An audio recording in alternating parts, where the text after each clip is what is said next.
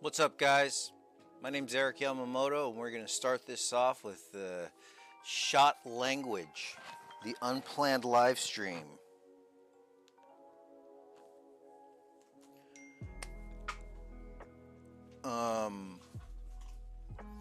Sorry, was a little distracted there, but yeah, welcome to the unplanned live stream where you have I take a subject like shot language that I'm doing right now. I'm doing a series on that. We covered just one shot for scale, but I want to do. I'm gonna have to revisit that to explain because we did a extreme close up, and then we still got to do a regular close up, a medium shot, cowboy shot, and a wide shot, and maybe an extreme wide if we're lucky. Can y'all hear me? I hope y'all could hear me. I mean, I could hear myself, but anyways, and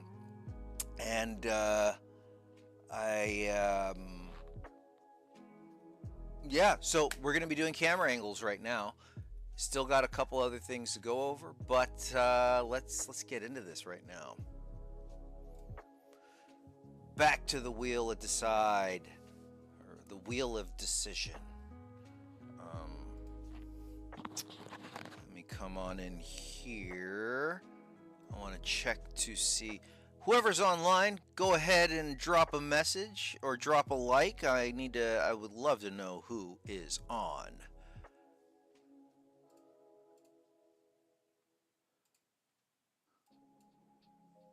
Ah, cool. Someone threw a heart in. Great. Thank you. Thank you.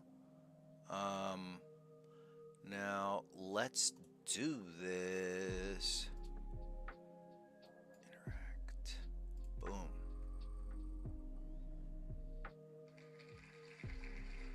All right. We got over the shoulder shot. Boom. Remove. All right. So over the shoulder shots are sometimes people like to call it coverage. I was always told when you're shooting a dialogue scene that it's good to do over two shot. So that's basically, hey, what's up, Andrew? Nice to see that you're on. I took a look at your stuff. Would love to. I don't know. Do you mind if I do a portfolio review on one of the live streams? And if not, hey, thank you, Crystal. Crystal is my wife. She's helping me out a bit. But if you're interested in doing a portfolio review, that I would love that to do that on a live stream. But if not, no worries. You know, we can set up a Zoom or something. But let's do this. I'm gonna go here. Let's go over here, and let's hide that.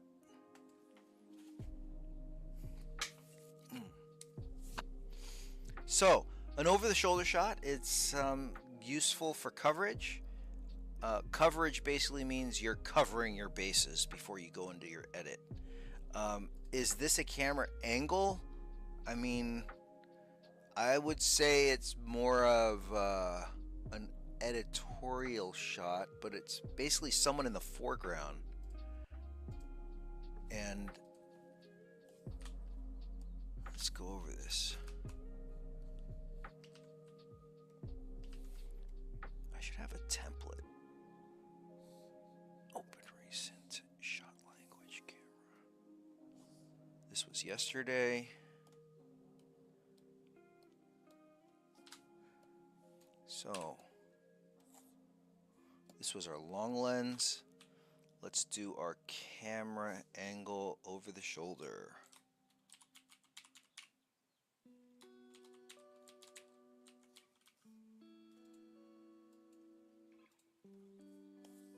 All right.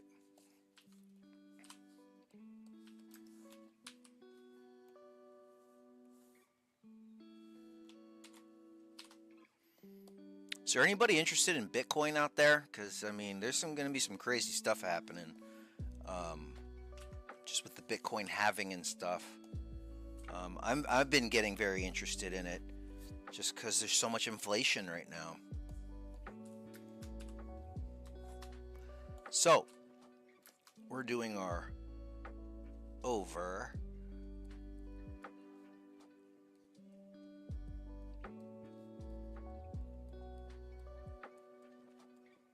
the shoulder. So let me start off by just doing a quick. So let's say you have a person right here.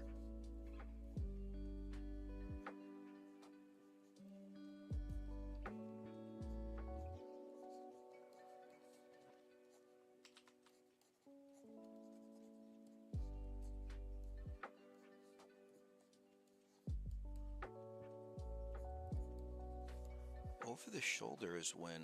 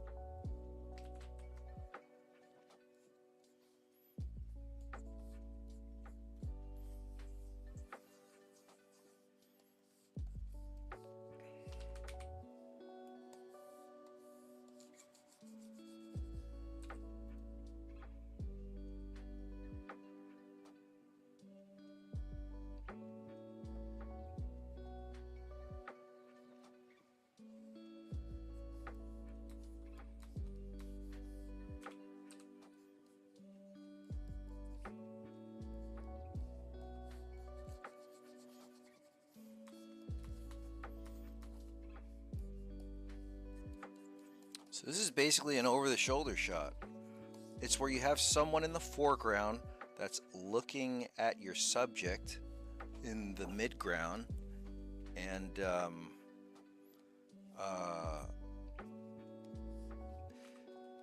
it's out of focus. Typically it's out of focus. Filter, blur, Gaussian blur. Love my Gaussian blur because it gives depth. It's showing that there's something in front, and then there's something further away. Turner, what's up, man? Thank you so much for the flames. I love the fire. All right. So, usually we use these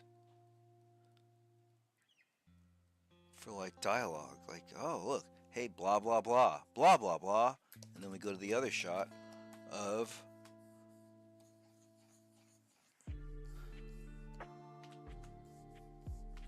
I've always thought it was kind of tricky to draw over the shoulder shot of a woman or someone with longer hair because you're covering the ear. The ear right here is your point of reference of the angle, you know, because sometimes people will draw something like this.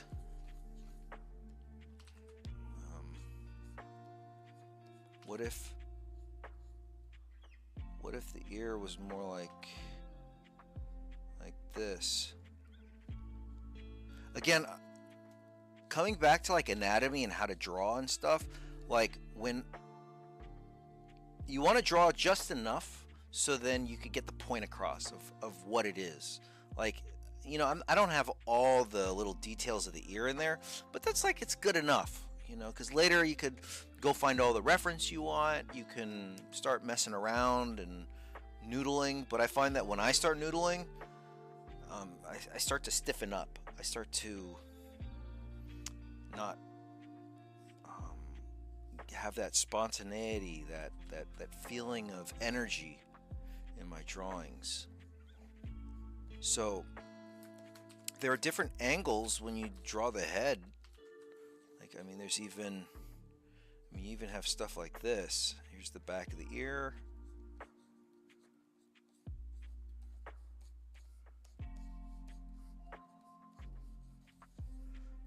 Here's that. What is this? This is where the skull connects to the trapezius right there. So in order to draw, so I guess I'm gonna focus more on how to draw this right here. And I'm gonna look at some reference too, just because I'm always trying to find other ways to make it easier for me, because it's not easy um, to draw the ear. I mean, when I was little, I was like, why do I need to learn how to draw the ear? I mean, if you draw a person without ears, it just looks weird. Here's my little dude. How's he gonna hear, or how's she gonna hear? You need those ears. Um, but yeah, let's get into this.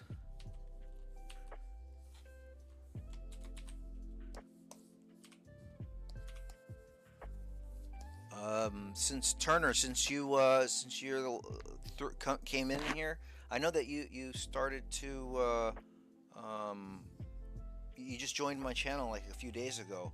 I'm just curious, what are your interests in storyboarding? Oh, Elfie, what's up, man? Rice, what up, man? Oh, Elfie, I'm great. I'm so glad that you got work. That's great. Um, so let's see. Let's draw that over the shoulder again. Oh, no. I know what I'm gonna do. I'm gonna go to ShotDeck again. Let's analyze what an over the shoulder is. Browse shots. Well, look, there's kind of a over the shoulder.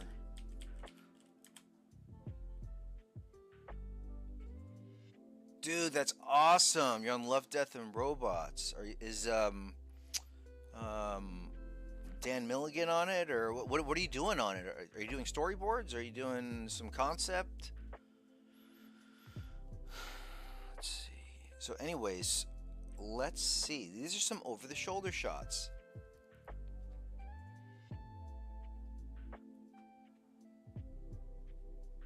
Dope. Looking to connect with other board artists? Hell yeah, that's Turner. This is the place you gotta be. I'm all about relationships, all about, meeting new people and exchanging ideas. Um, I don't know. Or would you guys be interested in like putting up a Discord? That might be easier to do. Uh, I gotta set it up, but um, you know, while we're at it, and while I'm here, why don't we just um, throw in a Discord? Let me see. I believe I have a Discord. Let me see. All right, so I have this Discord right here called Storyboard Vanguard. I just started this up. How do I share this room? I don't know. I'm still new to all this stuff, so is it server settings? Yeah. How do I share this? I don't know. Oh, invite people? Who's got it? Or send. Ah, here we go. Let me copy this. I'm going to throw it right inside of here. Did that work? Check that out. Let's see if anybody jumps in. But let's get this.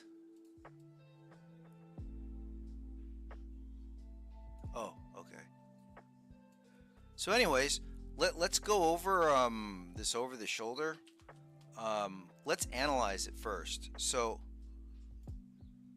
it looks like yeah, you have this person. Let me take a screenshot of that. And then, so what constitutes an over the shoulder shot? Well,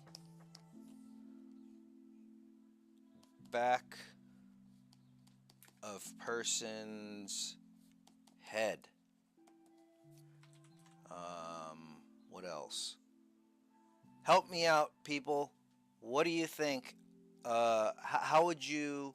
What are some attributes to an over-the-shoulder shot? I see. Um, I guess you could have it in different sizes too. Back of a person's head, different sizes. Like, could be wider or tighter.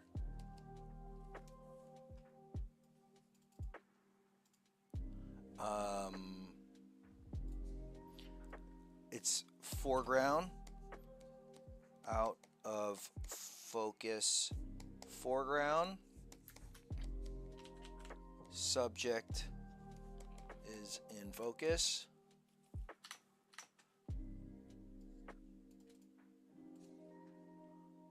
I love this stuff. I love when an over the shoulder becomes someone turning to camera. I love that.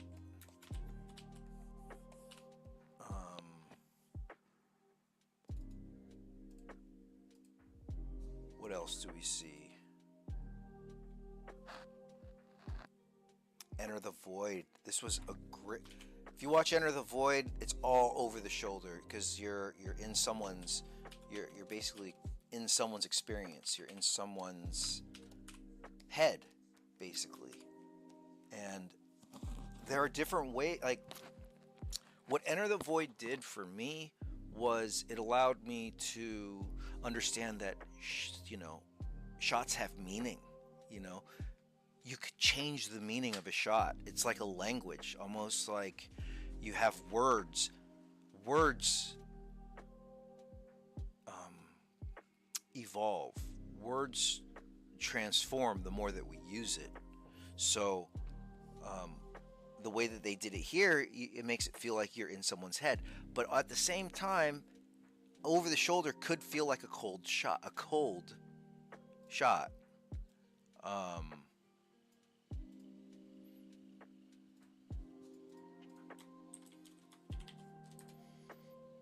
Let's see. What else we got? What else we got? Look at this over the shoulder. So you can see a little bit of his eye. So there's different angles of this over the shoulder shot.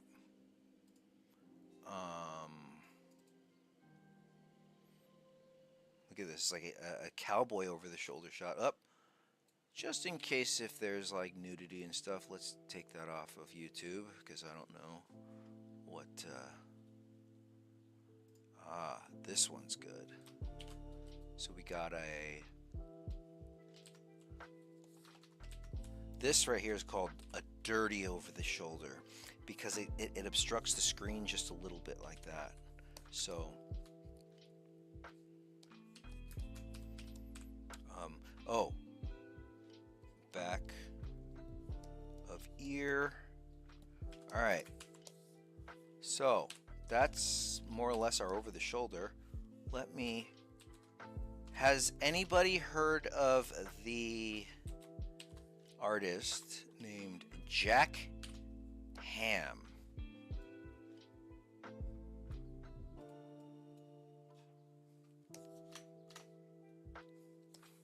Well, if you haven't heard of Jack Hamm, let me show you some of his stuff.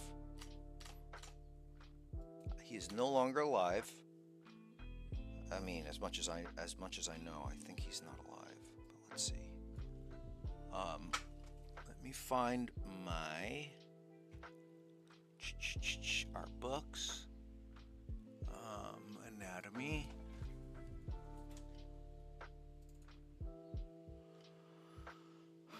Anatomy training. Nope.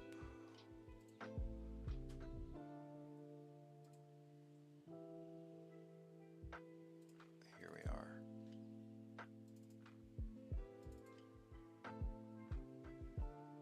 So, these are some great cheats that Jack Hamm has helped us understand better.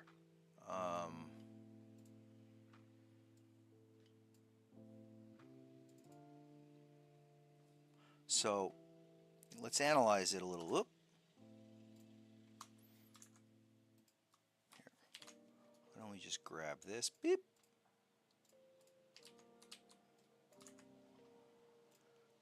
Let's take this. Boop.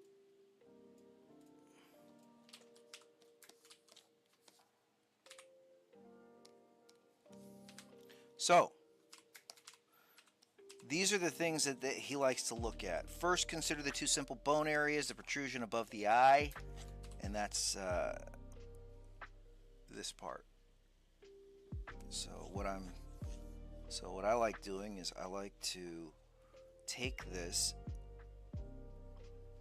and try to deconstruct it. So right now I'm drawing this.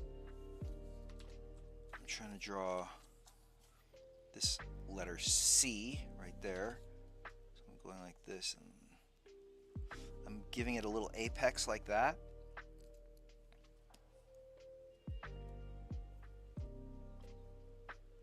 Hey NVK4X, what am I? I'm using Photoshop right now. And welcome. Here's the eyeball. And then come here. Bring this down. I know that this is like a bone break right here. So what it's saying is, so this is the malar bone, and this is the frontal.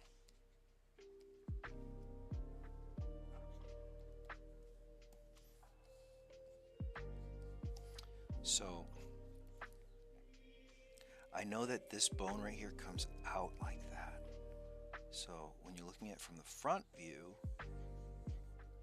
looking like this, like that.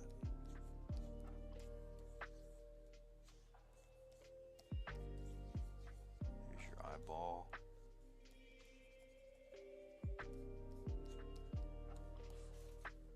And so why do we look at this part? Well, it's saying the protrusion above the eye or the top of the eye socket is part of the forehead. So this right here, they're saying this is part of the forehead. And it's called the frontal bone, I guess.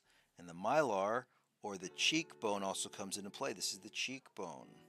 So, oh, okay, so this is part of the zygomatic arch, I think it's called. And then you're getting, so you're getting the cheek and the forehead in there. This is awesome. I get to learn while I'm teaching. So let's see. They're doing this. This is the ball of the head. Let's say the center is the brow. So I'd say the brow is where the frontal is, and then I'd say this right here is the malar, goes right down there. And then once you get that in there, maybe throw in your little eyelash, and there's the first part. So this is the frontal. Now for me, I like to write in the bone names and those things, because then I could easily refer back to it. Plus, it sounds cool when I go to the doctor. The frontal's hurting, or the malar is hurting a little bit. Like, whoa, you know a lot. I better tell you the truth about your sickness.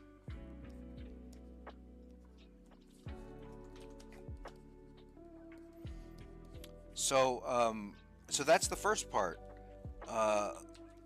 Try to get those in there.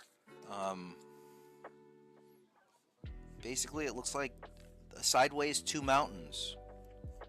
Like if you go boom boom, you have these two mountains like that. What else could this look like? But yeah. So that's that part. What else does it show us? What else does it show us? The extreme rear view, which has these 2 bone regions barely showing. So what it's saying is as you're moving around, the bones start showing less. So let's see.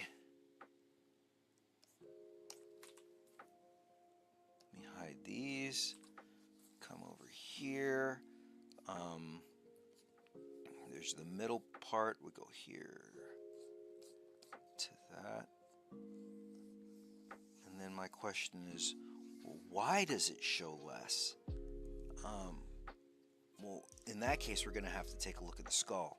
But we'll go into. Let's just stay focused. So what I'm seeing right here is that, let's say as the camera comes around, you're starting to see it more. So like, let's say like this is a profile.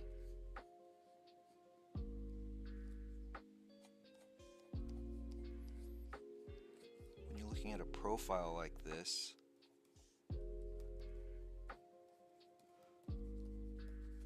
this is the frontal, I think it's called, this is the frontal eminence or something.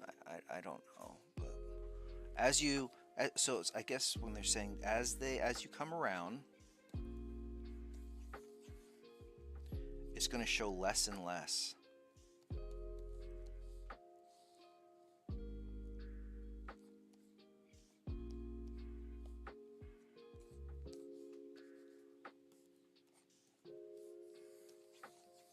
Now, I find that when I'm drawing angles and stuff, like especially for live action, oh my God, it's so specific. It's so like see, like, where is this person looking? Like, how do you make that person look at this person over here?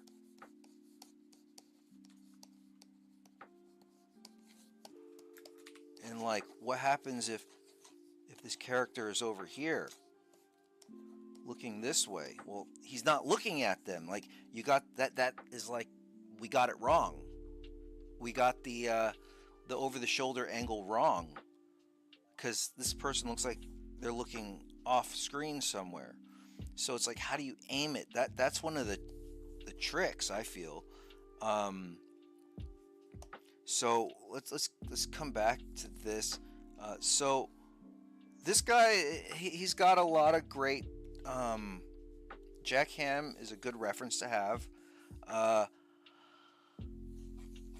We go back to, if we go back here, over the shoulders are not only just like looking straight ahead. It's also, you could be looking up, you could be looking down. So how do you show that? Well, that's where the ear comes into play. So let's have this person looking up.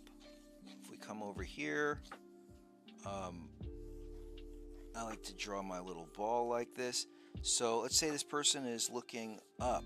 When I'm drawing these ellipses like that, I'm pretending that this is on the other side. So this is what we're seeing. And this right here is kind of where the brow would be. So if the brow is right there, the ear would probably be down here, and then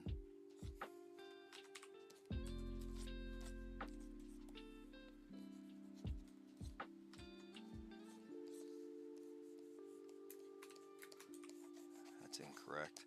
So what also helps is sometimes I'll draw a box like this.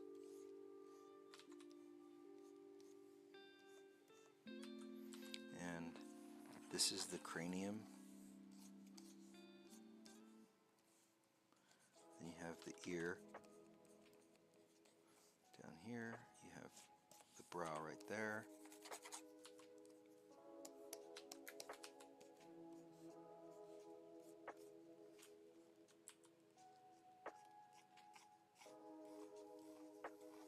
I gotta listen to the advice that I'm giving.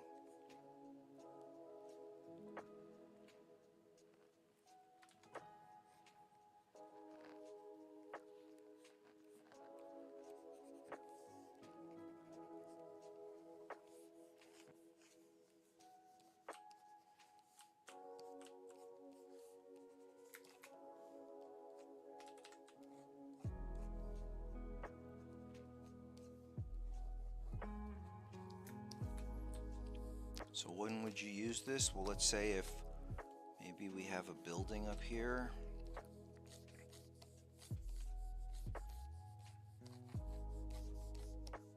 Yeah, totally. Box totally works.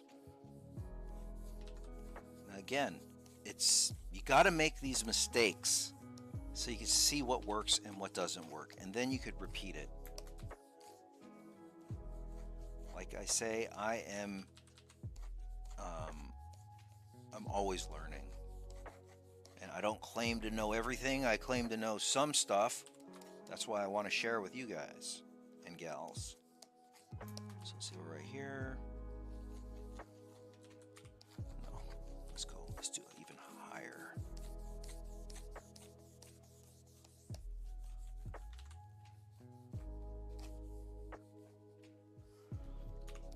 No, let's go even higher.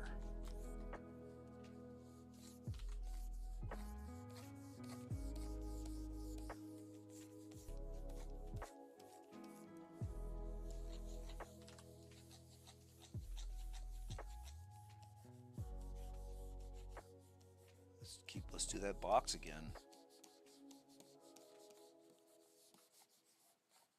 So I'm pretending this is like a building right here. Maybe there's somebody trying to like maybe jump off the building.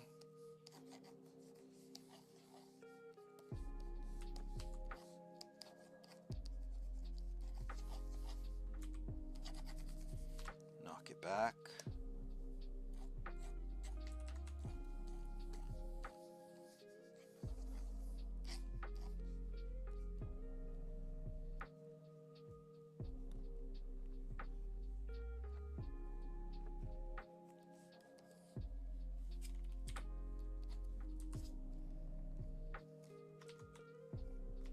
So let's see, the top of the ear is kind of where the brow would be.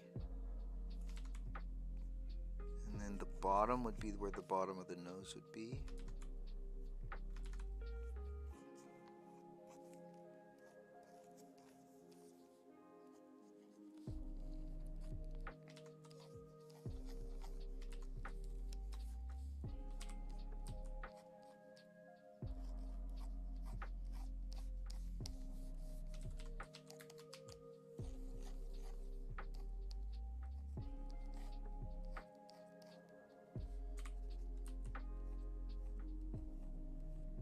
Any questions? Feel free to ask any questions. So what I find is tough, if I'm drawing a female, is drawing that hair from the back. So, again, maybe that's not, I like to make things kind of more at an angle.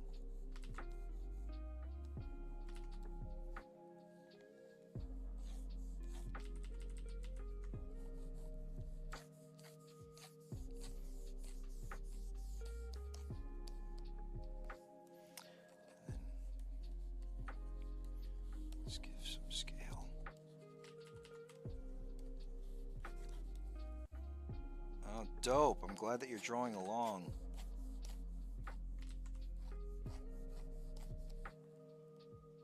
So, what could make this look more convincing? That's what I ask myself a lot. Like, this looks a little flat, but how do you make it look more like you're looking up something?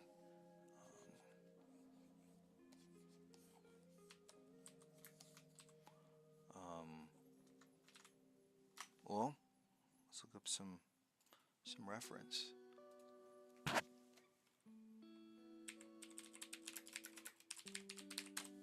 Typing and looking up a building. Here's some things I see. You just get some reference, and these references just help to ground us.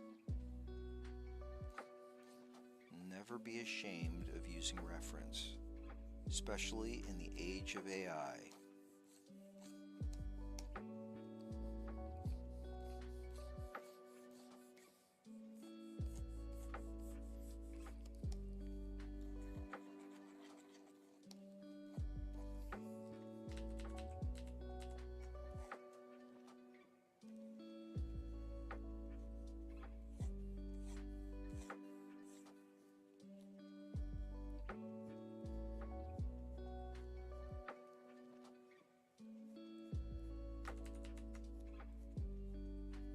So that's an arm.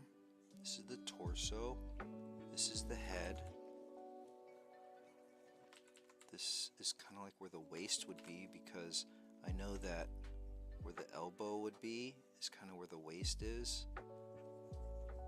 And then, let's say here's the belly, the hips, and then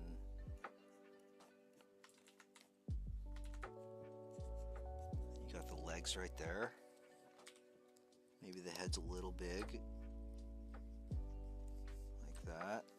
Maybe if I draw, let's say another person will be, so again, all of these lines need to kind of converge.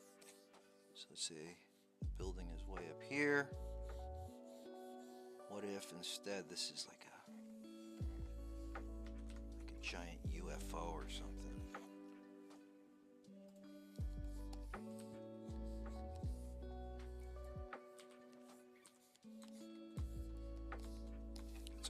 Up a little bit more. Let's say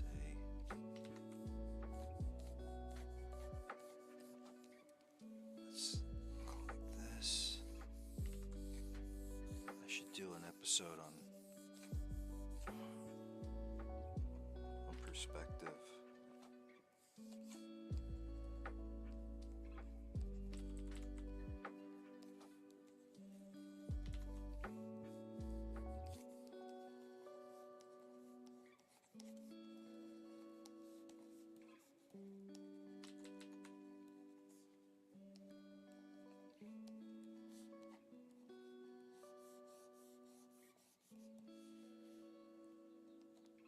Why don't we have it look like there's like a car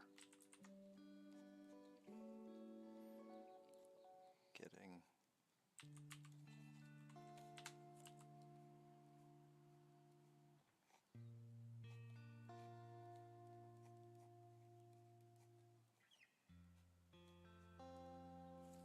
zoomed up.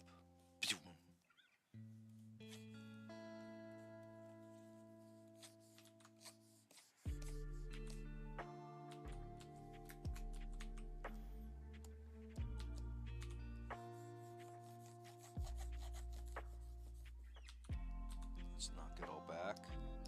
Again, when I'm drawing, I don't have, like, I don't know. I'm not thinking about composition right now. I'm just thinking about, like, where am I putting this stuff? Where am I placing all these people? So, let's see. Why don't I make this is my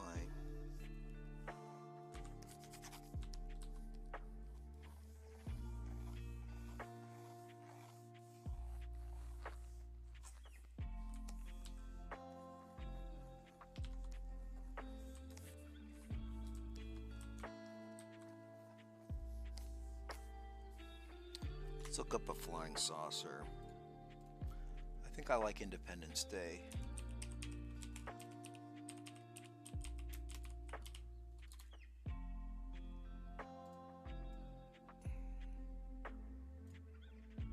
I mean, that's freaking cool, man. Another thing that I like to use are templates. These guys help a lot. Or what I like to do to draw circles, I'll draw it like this, and then I'll, in Photoshop or in whatever program you like, you can start bending it like that.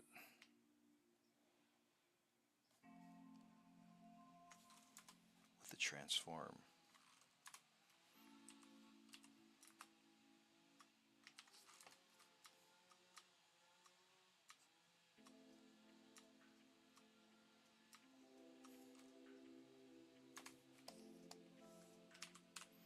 Hey Rise, are you on what is it? Photoshop? What programs are you guys on? What programs do you guys use?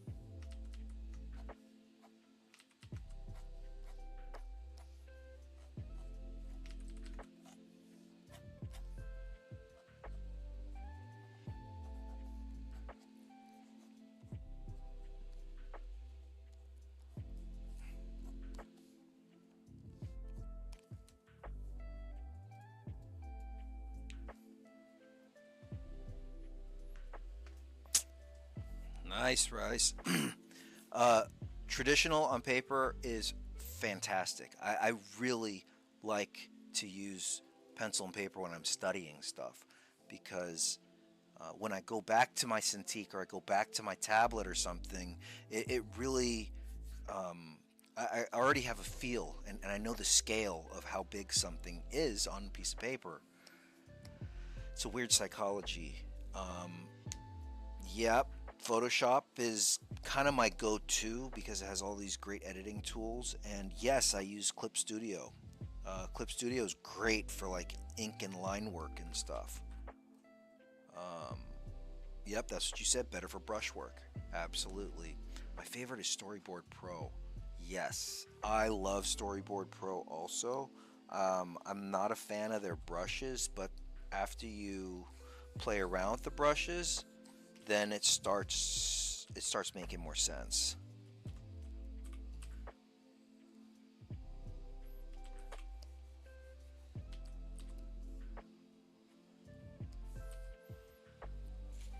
I also got one of these little ruler things. Boom.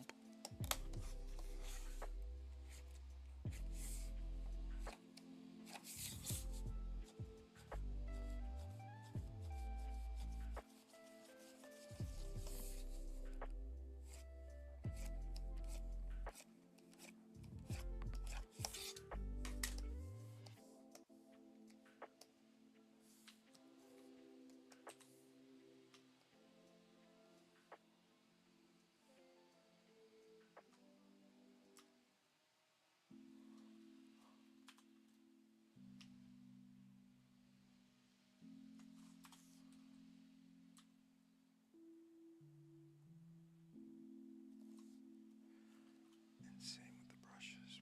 I love how you can move stuff around just clicking vector. Yeah, I like that too about moving vector drawings around. It's a lot easier. Um,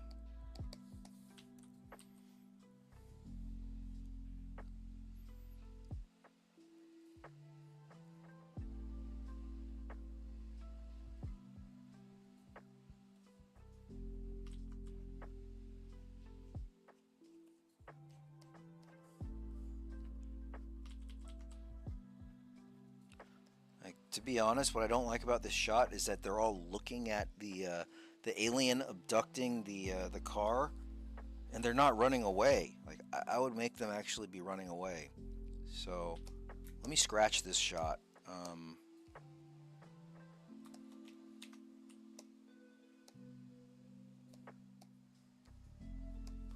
let's just do a traditional over-the-shoulder shot.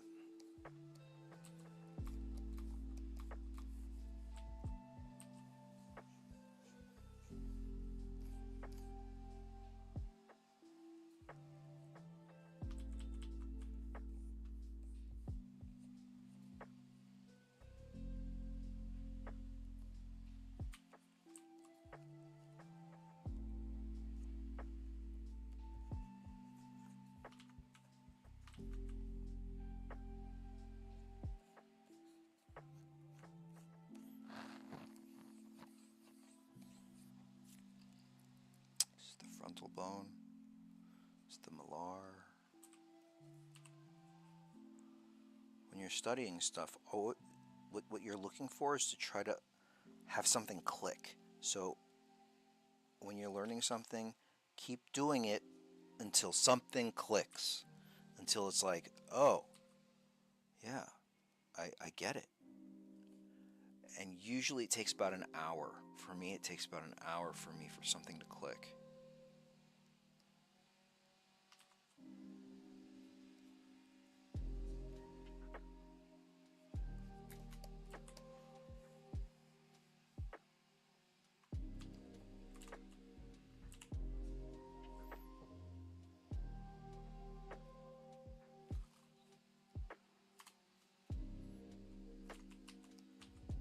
Another thing is I try really hard not to get caught up at looking at an over-the-shoulder shot too much because the ear starts doing weird things. Starts changing and stuff. Like, one thing that I do know is that the ear is, you gotta think of how does it connect to the neck? How the jaw kind of connects up to the ear.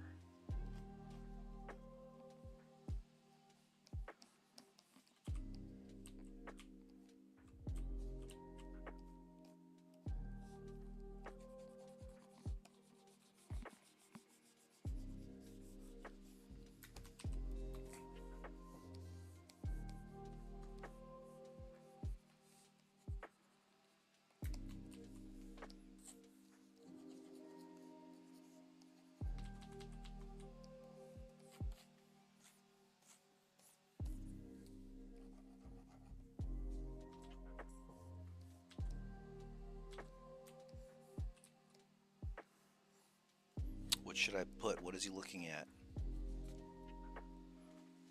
What should he be looking at? Why don't he be looking at people fighting? The ear is deceptive sometimes. Yes, it is. Yup. I like to do this trick where you just flip it and see how it works, and it's not too bad. For me, it's tough teaching because I don't know how to explain it. It's just sometimes you just do it so much that it becomes second nature. It's kind of like a feel.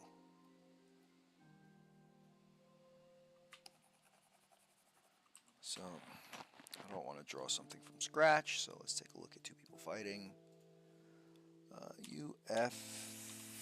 UFC images. Let's look at some UFC. Let's do this. So I'm going to try to use this as reference, but what I like doing is just I'm taking their poses. So let's say this guy on the left is doing. Let's make it a little bit closer. That's the head. Here's shoulders. Here's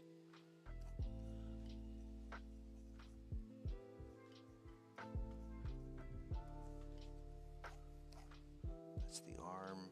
That's the other dude. He's kind of like backing off a little.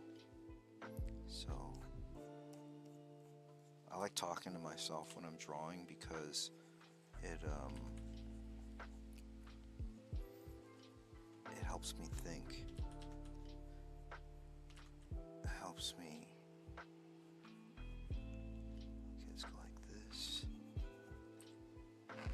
Let's draw the head right there. Alright, now I'm getting a little too minutia. Let's just go for the gesture. Go for the energy. So this guy's coming through. Looks like his head is angled a little too much. Like this. Let's go like this. Here's the other shoulder right here. Here's the fist. Let's say he's coming in right here for a blow. Let's have some people behind like cheering, like yeah.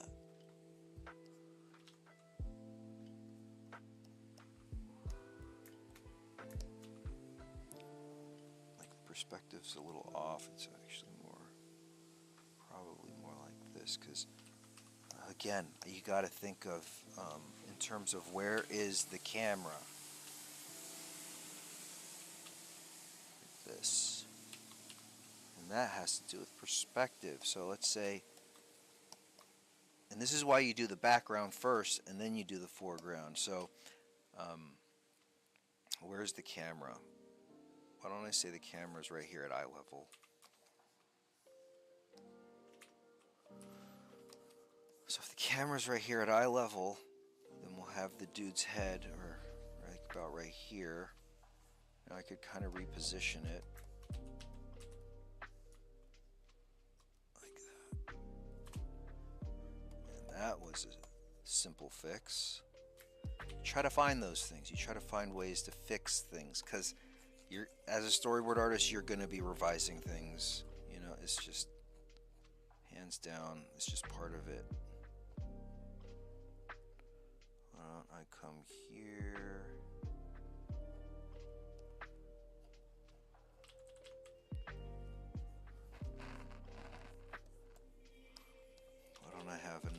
person over here is watching like that. A little bit closer.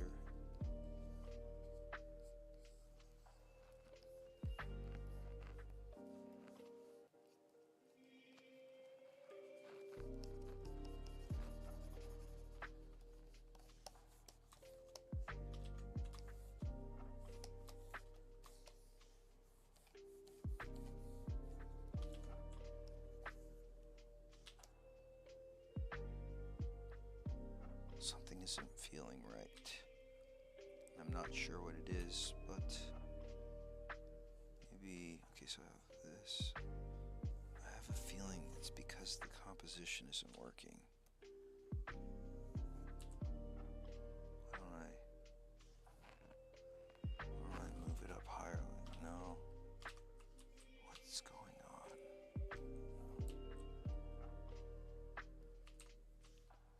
Maybe if I move them this way a little bit more.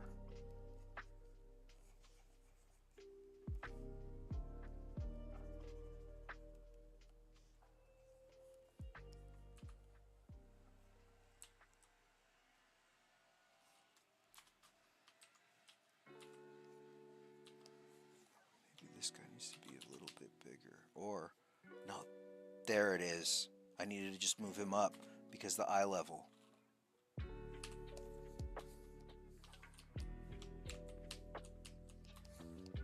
So, I watched this ZBrush guy. His name is Ryan Kingsleyan, and he had a sculpture teacher who, he'd be teaching the sculpture class, and then, he's showing like how to sculpt the human figure, and then boom, he would step back and he'd see that the proportions are off. So what he would do, he would just, the proportions are off. Let me cut this part of the torso and shrink it down a little bit, or let's cut it and add more, and now it's taller or something. And so basically what I got from that is the teacher was not afraid to adjust. And I think that's very important when you're drawing or anything. Don't be afraid to adjust. Don't be concrete. You got to be flexible. I mean, it's working better. I mean, the composition, I would probably kind of bring him in a little bit more like that.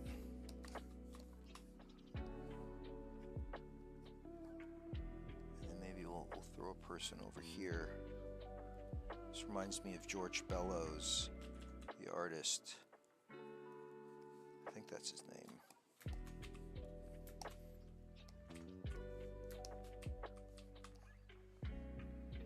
Let's bring these guys over a little bit more like that.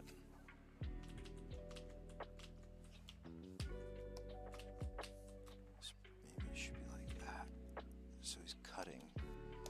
Yeah, that looks dope.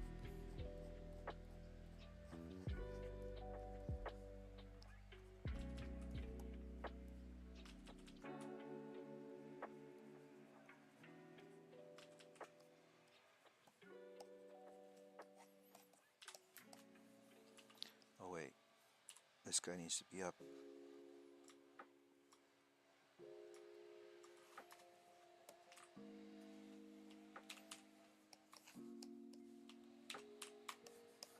What time is it? Oh my gosh, it's been an hour. Alright, so let's say there's my shot. There's the eye level. I'm pretty sure you'll be seeing lights. So let's do that.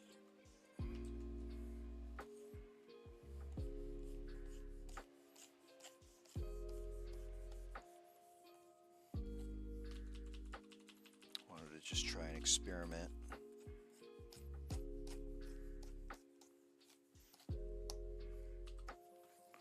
Now, let's make it look.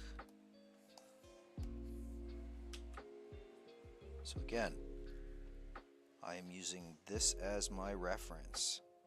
It doesn't look exact, but that's okay.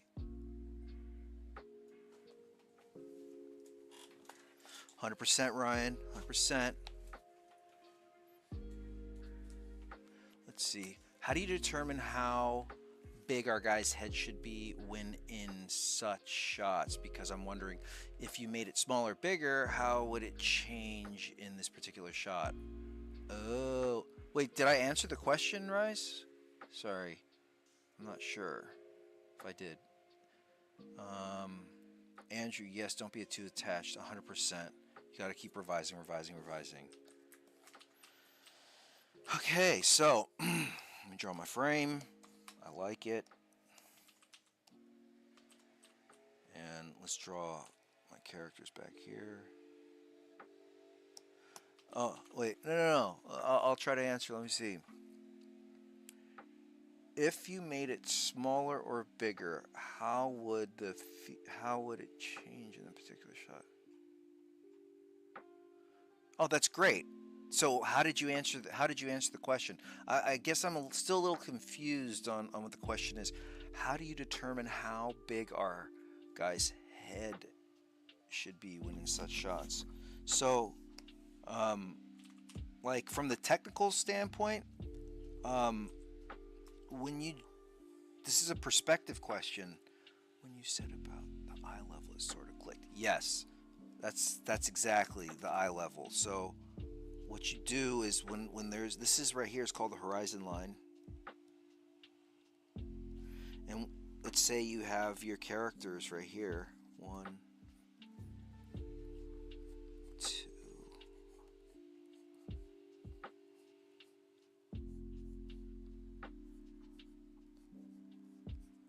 So you have one dude right there.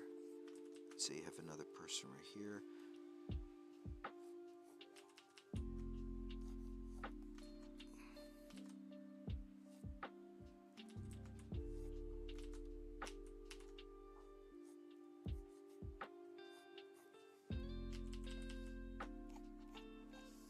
So when you have, okay, let me actually, when he's smaller, he's probably more immersed and bigger, observing. Oh, you're talking about in terms of subjectivity, like what the meaning.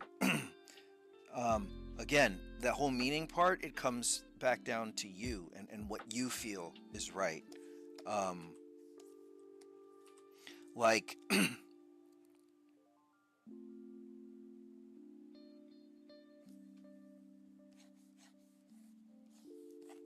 so what I was going to say is, how do you determine how big someone's head is? So let's say someone's head is about that big, and like this person is, like running or something.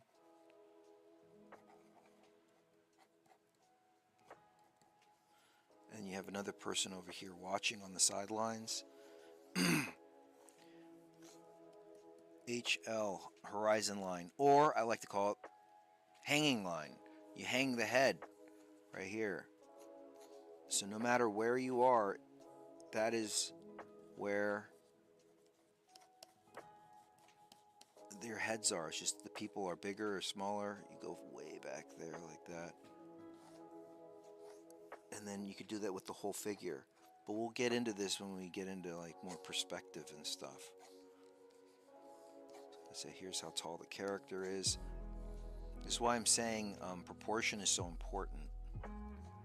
Because when you do proportion, you could throw the character wherever you want. But,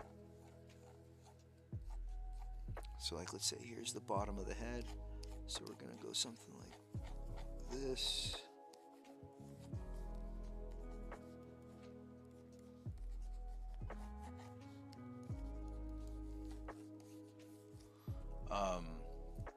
So let's see. When he's smaller, he's probably more immersed. I mean, I'd say like if the character is smaller, you'd probably have the. Again, it depends on the story. It really depends on the story.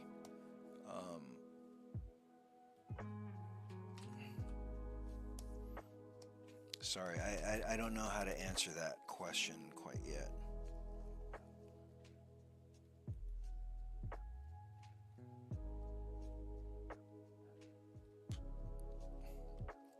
So now I'm not looking at the reference right now because I just use the reference kind of like as like my inspiration, and now I'm gonna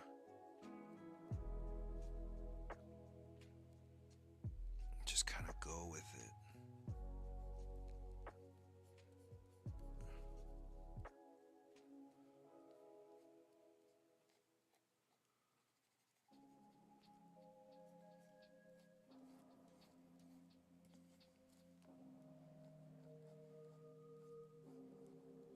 Again, keeping it loose.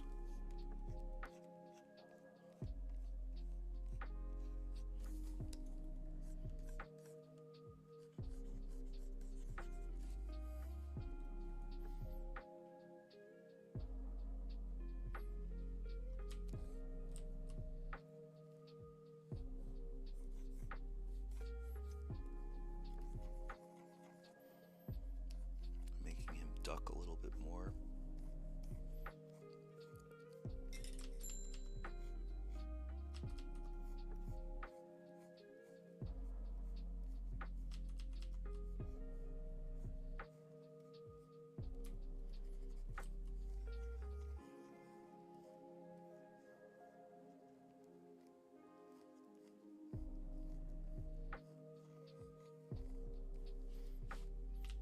When I would be doing sculpt-alongs with, what's his name? Ryan Kingsland, I would wait till he finishes one part and then move to, because he would make mistakes, just kind of like how I'm making all these mistakes. And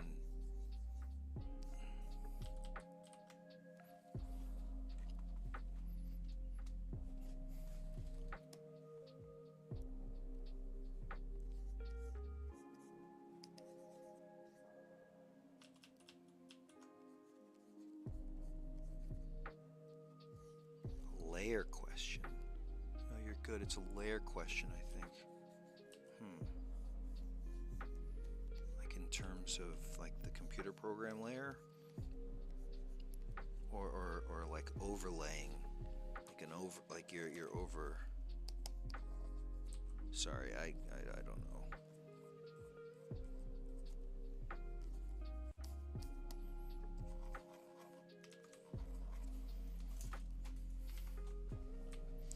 Maybe he should be just like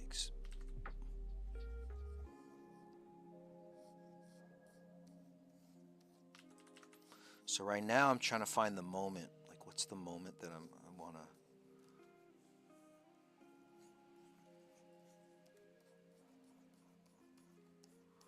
So I want to show that he's kind of, he missed, this guy missed, and now the other guy's going for it. That doesn't look right. Stick to your underdrawing, Eric. Stick to your underdrawing. Don't change. Don't change. Change only if you have to. Have that problem.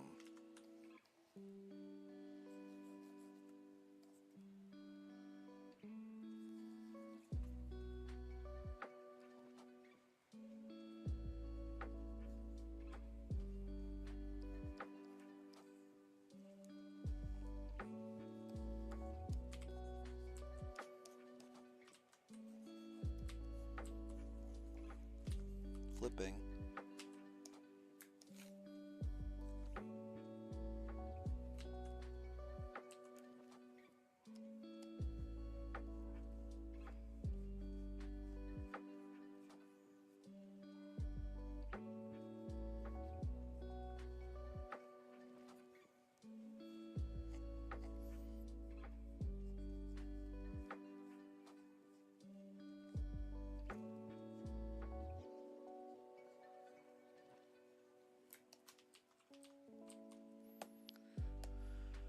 Probably there's a lot of ways to answer. Oh, like it's a layered question, I see.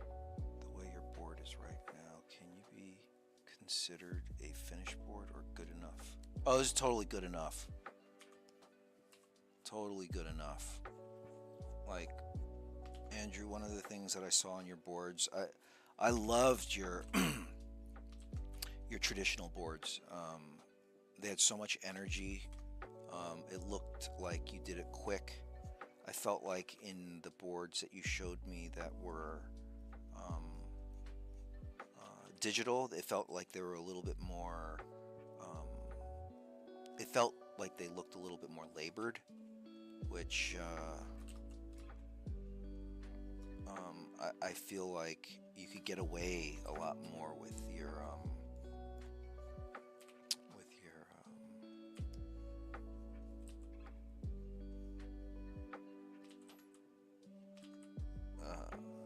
the traditional boards.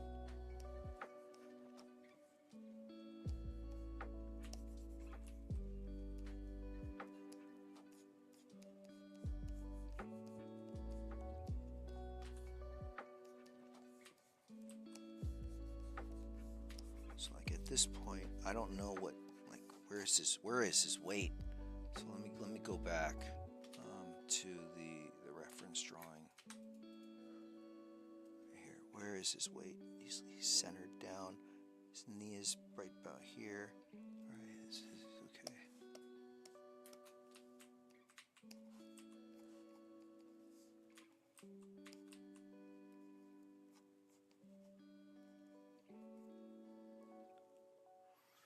I need to loosen up more when it comes to, yeah, are you on a Cintiq or are you on a tablet? What are you on? Because there are ways to loosen up. I could. So his weight is more back.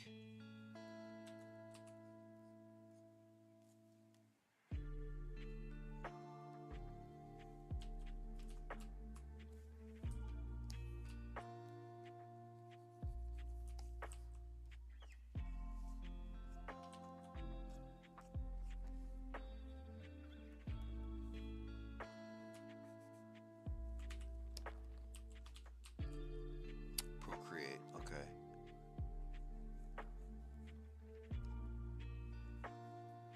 Maybe in an episode I'll show how to loosen up.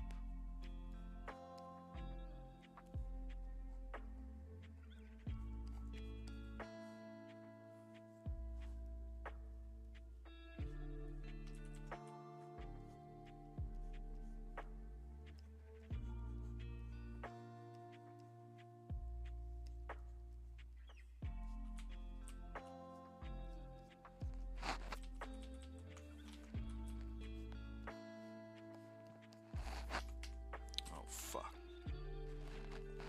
Oh, I have to take the cat into the vet. I thought I had to do it at 11 o'clock, but it's at 1 o'clock.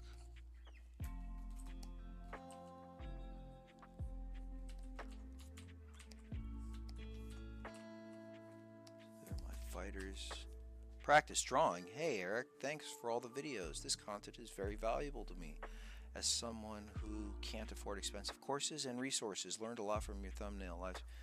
Thank you, Practice Drawing. I really appreciate that.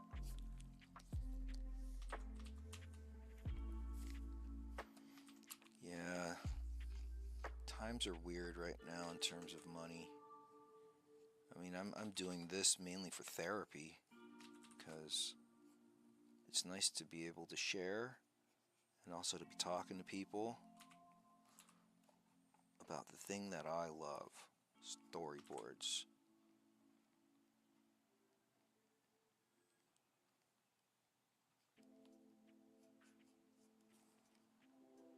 I guess, what's the most valuable thing for you? Practice drawing, or what is your name? That'd be.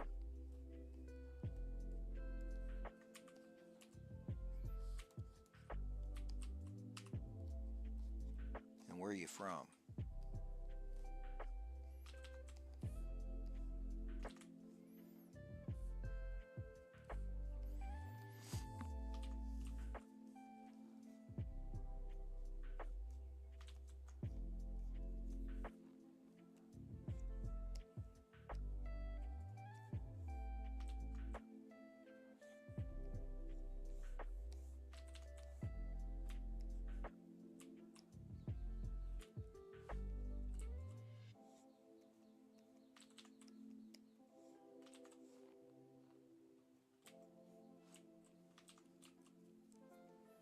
Suyash.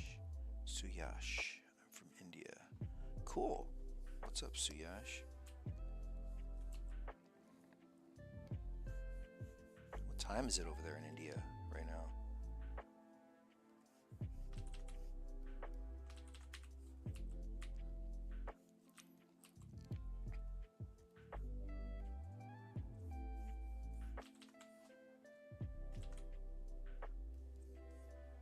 Oh yeah, and Suyash, earlier I put in a Discord.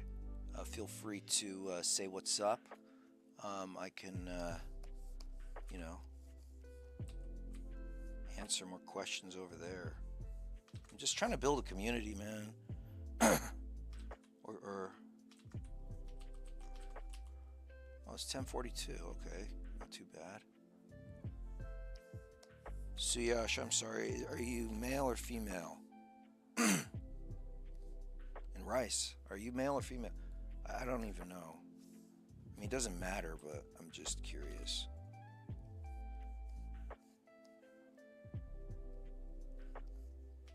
I'm guessing you're male.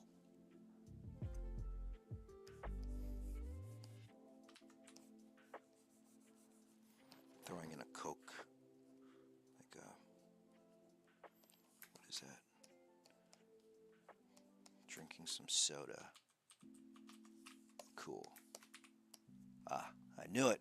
Rice, you're male.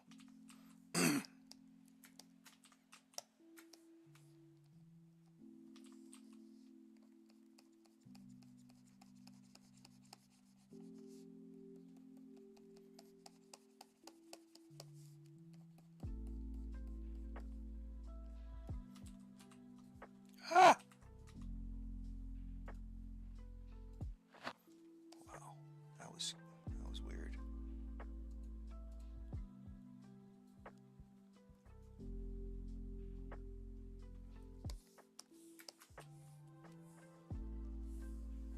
Okay, so there's one over the shoulder person.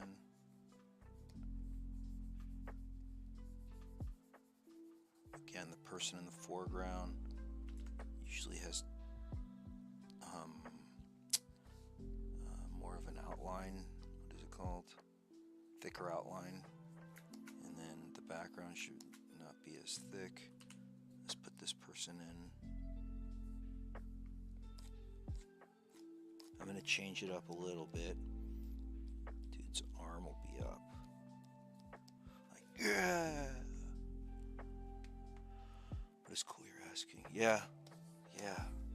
Try. I try.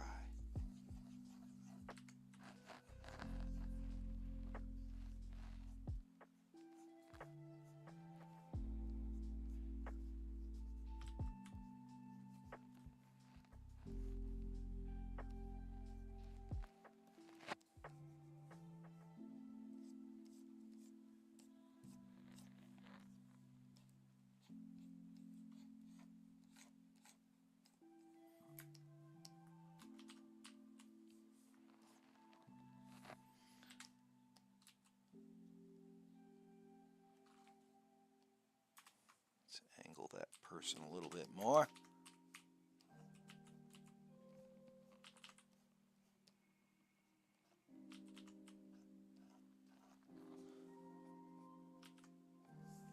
Why don't I have this dude hold on to some popcorn, or maybe some popcorn's flying off because he got super excited.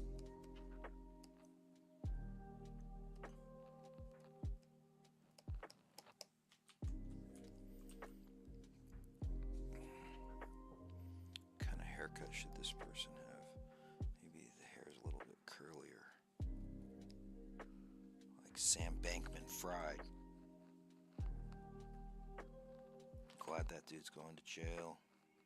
It was not cool what he did to the people of FTX. I mean, I had a little bit of money in FTX, but not enough to, get angry.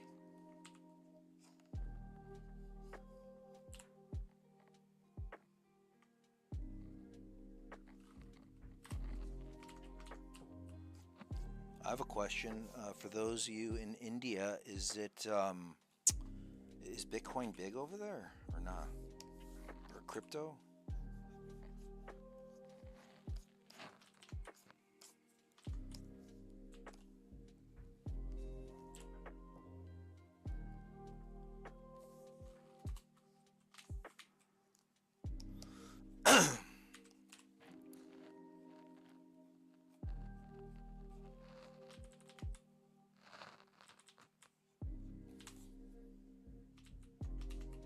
Let's take a look. Flipping it.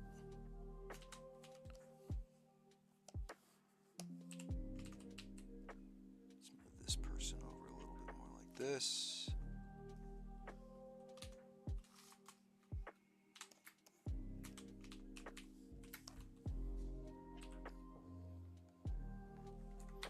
Don't like that head.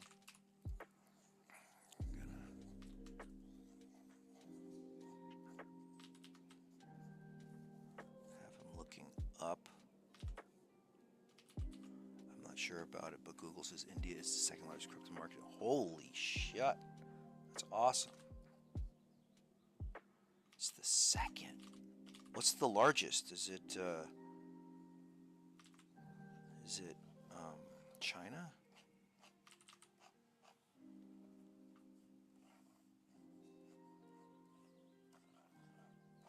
So you know how before I did the square or the box like that, I also like doing cylinders. That also helps me with perspective.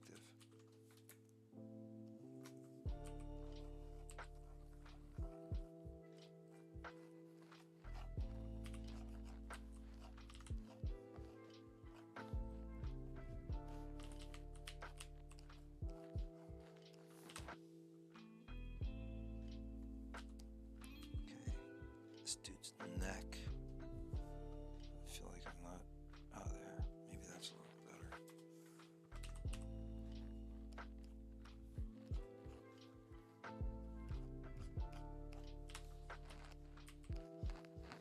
Let's not put a jacket on him yet.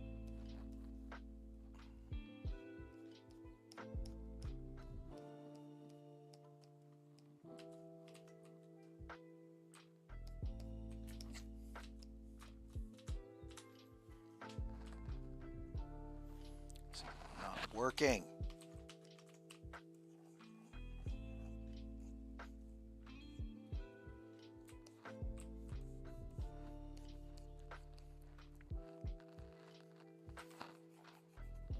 Not liking that.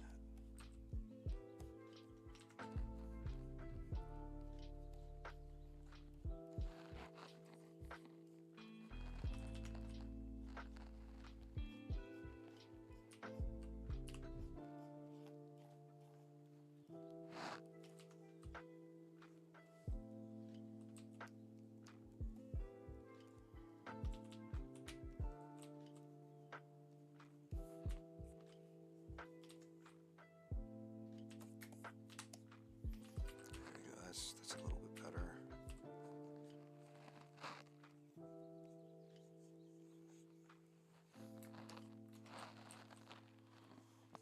I also like doing this kind of stuff where you go out there and then you bring the arm back in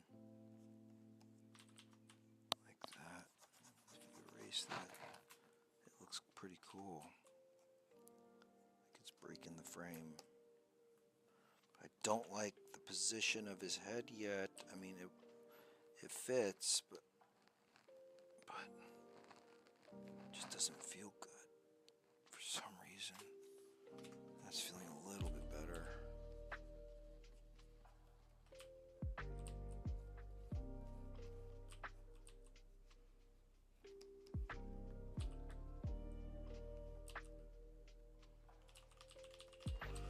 Eric, how long does a single sitting last?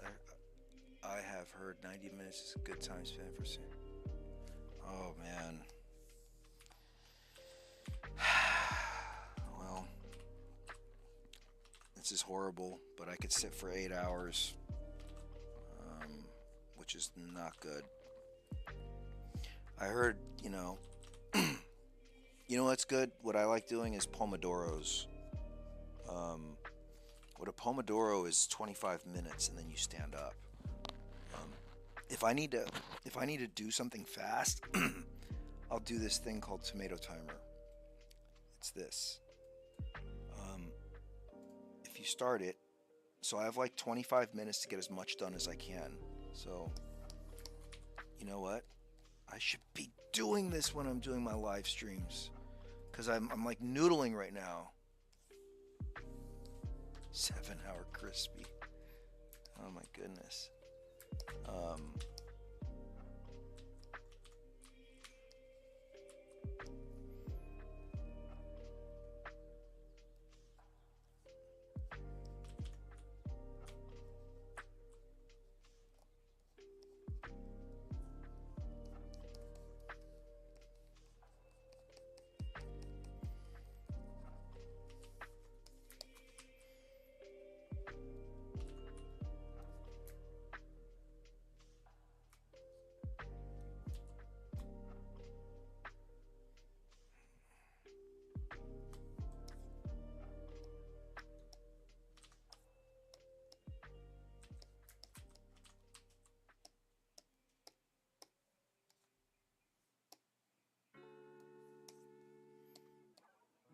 Okay, so this is my thumb.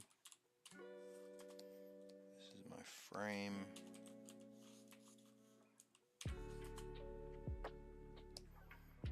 This is my middle ground. This is my foreground. I'll call that foreground together.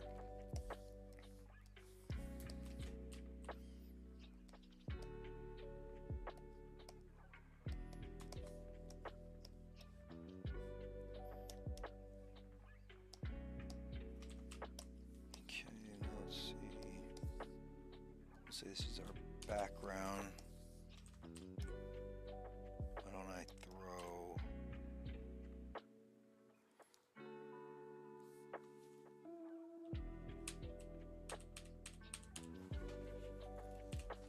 Let's go here. Background. So again, let's take a look at I'm gonna go here. Let's go to George Bellows. So like these boxing matches is what I was kind of thinking of. I mean, these are great. Look, they're doing over the shoulder shots here. Let's see, what's a boxing movie? Let's look at Creed. Images.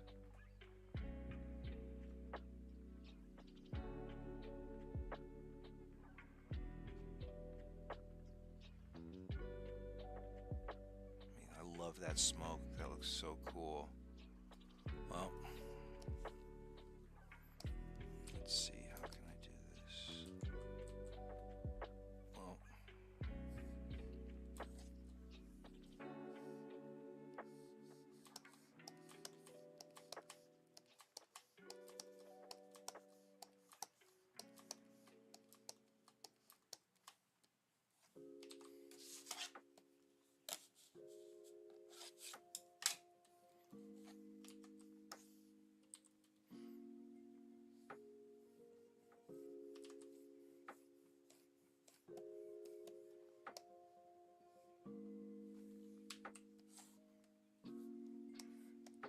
this is my tone.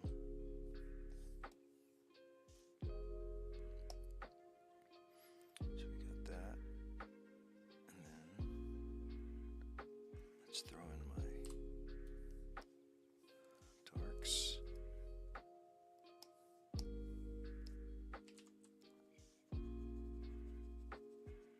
So this is like the crowd.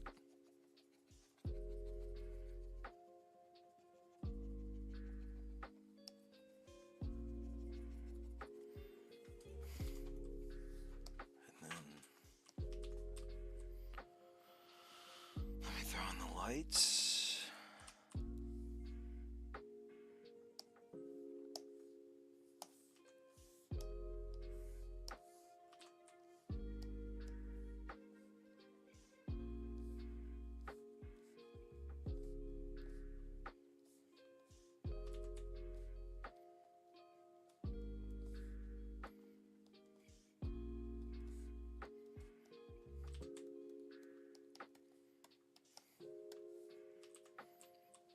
Cool.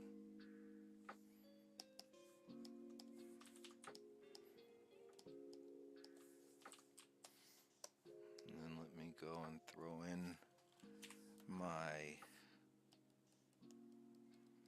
this person.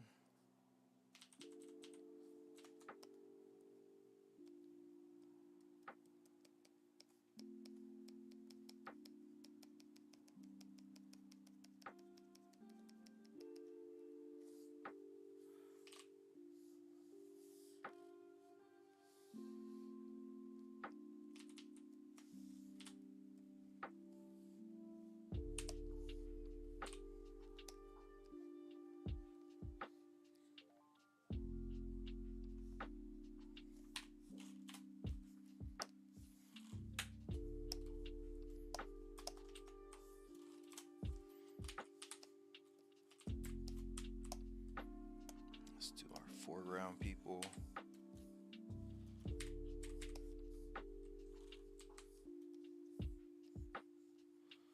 And then our foreground people should be darker than the background people.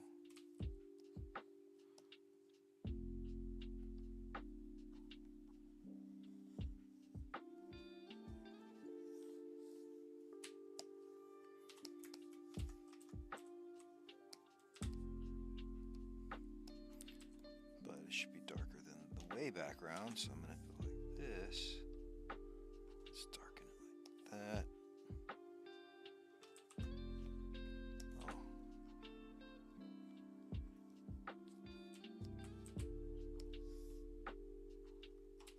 Cool. And then let's go here.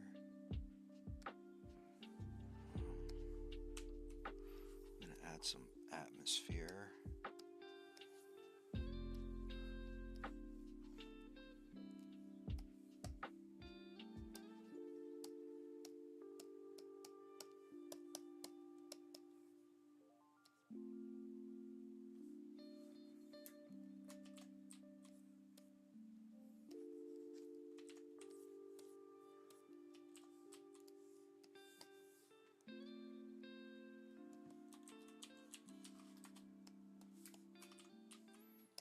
And then let's take this guy and let's darken it just a little bit more. It's looking pretty cool. Clipping mask. I do a gradient and go from the bottom up because the light is coming from down from the top. And then I will go and add another clipping mask, do a multiply layer, put it at like 25. I learned this again from Fiona Staples. So let's say it's a downlight. I'm gonna look at some of this stuff as reference right here, kind of like this. Like, see how the light's coming down, and see how it's darker down here than up top. Hey Eric, I know the question might be a bit cliche, but by now, but honestly, what do you think about AI? You can skip it if it's been asked. No. I want to do a whole episode on AI, but a lot of people hate on it. I think it's a very interesting technology. I feel as though that AI, you got to learn the tools. It's kind of like the internet, you know. Just augmented enough that it is unrecognizable, or that it's your own, because people like to steal. I mean, it's just, it all goes back down to, like, I mean, art is stealing, but I mean, you got to make it your own, or you're gonna get caught. Oh, thanks, Rice. I appreciate that you like the tone. Yeah, tone really helps with a lot. Now, the reason why I put it on a multiply layer and opacity at 25 right over here is because then now you could adjust the how um, dark or light you want it to be. So let's say we'll keep it at that, and then I'll add another, but on top of the line.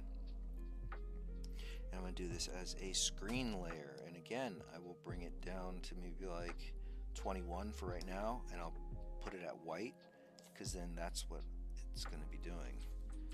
So now I'm going to be trying to add in like the highlights like that, and see how it's too light. I can't see it. Well, let's just bump up the opacity a bit. Okay, maybe that'll work. Again, it's all just, you're just adjusting, trying to figure it out, what looks good, you know.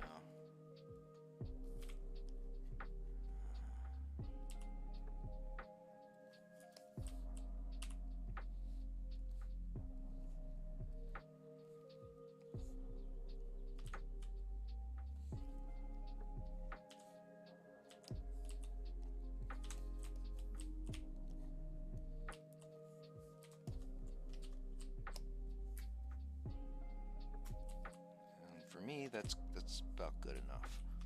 Alright, now let's go back into these characters. So I did another clipping mask. I'm going to do normal. I'm going to do a multiply layer again.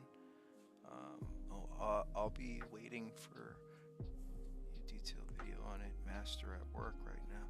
I'll have to say bye for now. It's been pretty late here, but thanks once again. Oh yeah, no problem. Thank you so much. Have a good night, Suyash.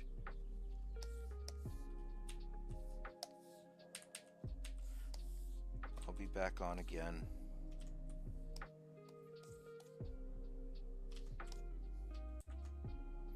Okay, so there's that.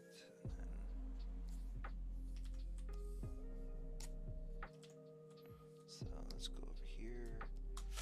Now I'm gonna actually do a screen right there, bringing it back. Oops.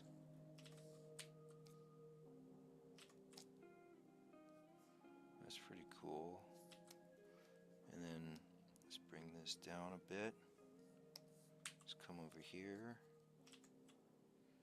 and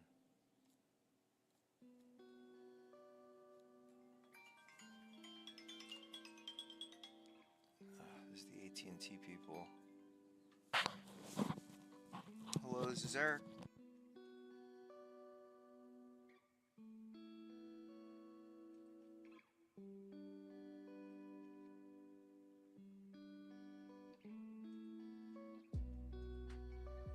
Yep, been having internet issues, so talking to AT&T, trying to figure that out.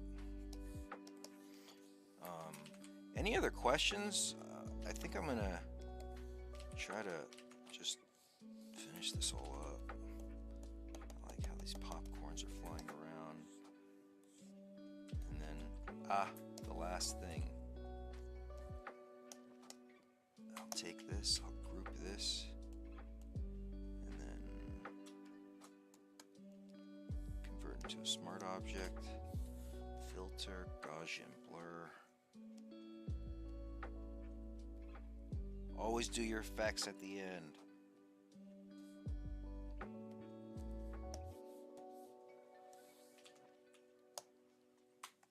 Let's group all these people.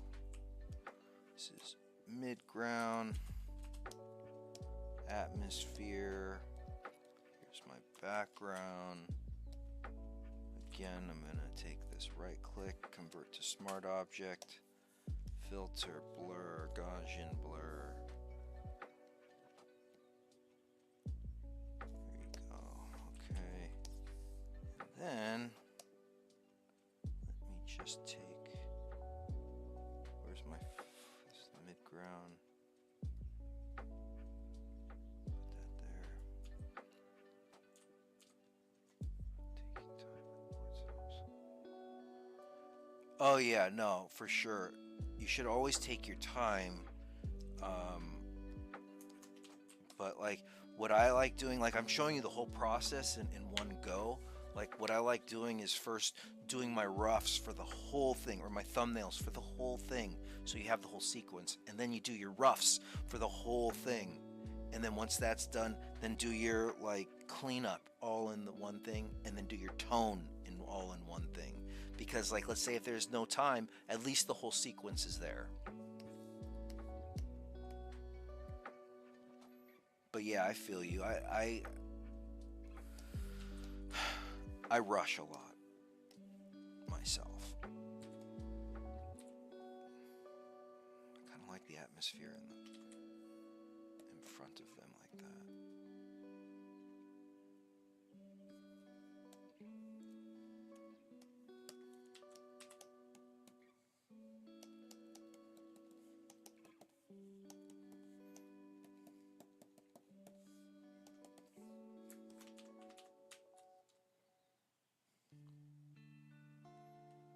I think that looks pretty good.